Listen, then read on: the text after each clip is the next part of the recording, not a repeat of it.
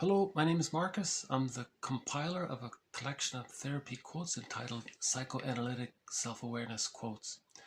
This is TQ25, a short one. Therapy quote number 25. As usual, the nursery provides the answer. The serious fact is that it is hopeless to try to understand the actions and feelings of the adult without taking the child in him into consideration. I like this short little quote, and I thought it's worth it being stood out on its own like this to to to give a clear encouragement or reminder that everybody has an unconscious, and that this can influence people. And when he says, the nursery provides the answer. Okay, so what happened in childhood, that goes into the unconscious. And if you want to understand a person, you want to understand the child in him. So you want to understand the unconscious, because the child in him is in the unconscious for the most part. And,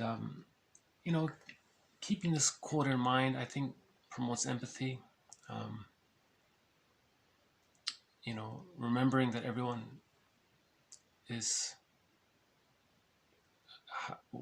had to cope with their childhoods. We survived our childhoods, which is great, but there's lingering hurts and griefs there, and we learned a lot in childhood, which can still be influencing us. So it's just I leave this as a general quote for today. Today's been Edmund Bergler Day. Quotes 20 to 25, this one's 25, have all been about Edmund Bergler as an introduction to his theory. So I thought I would end today with this short one. One more time.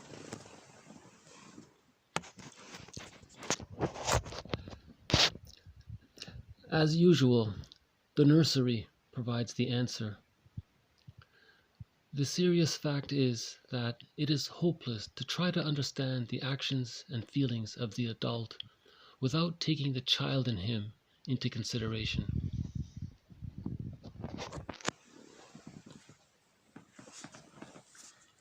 I mean, just to remember that quote in itself, I think promotes empathy. Just not try to analyze it too much, but just to remember that,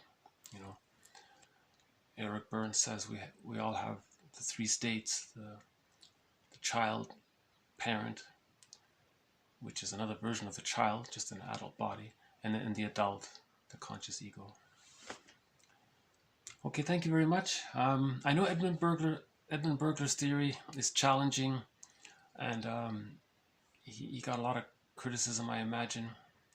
I mentioned before he was very popular in the 40s, 50s, and 60s. And then somehow his work, people lost interest. I personally think the reason his theory kind of lost interest was because he tried too hard to explain his theory using the metaphor of the courtroom. I think it didn't quite work. It's partially there. You can intuitively sort of see it.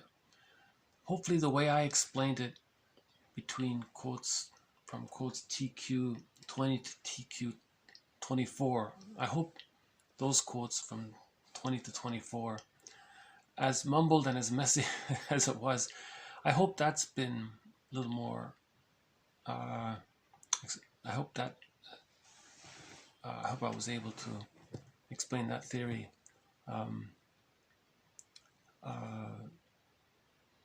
without needing to rely on that courtroom metaphor. Book after book, he uses that courtroom metaphor, and it is evocative. It's very dramatic, his courtroom metaphor, and I think maybe if you put it together, what I'm describing, how I'm describing it, and the courtroom metaphor that the way he describes it, maybe together the picture becomes more clear. I hope so. I think there's a lot of potential in Bergler's theory. I'm trying to keep it alive.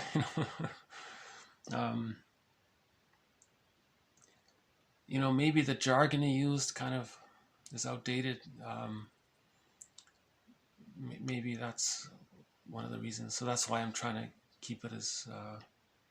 I'm trying to avoid it as much as I can. And if I do have to explain the jargon, I hope you'll bear with me in my efforts. And I do have this vision that by the end of this series, it'll all be clear. It'll all be clear.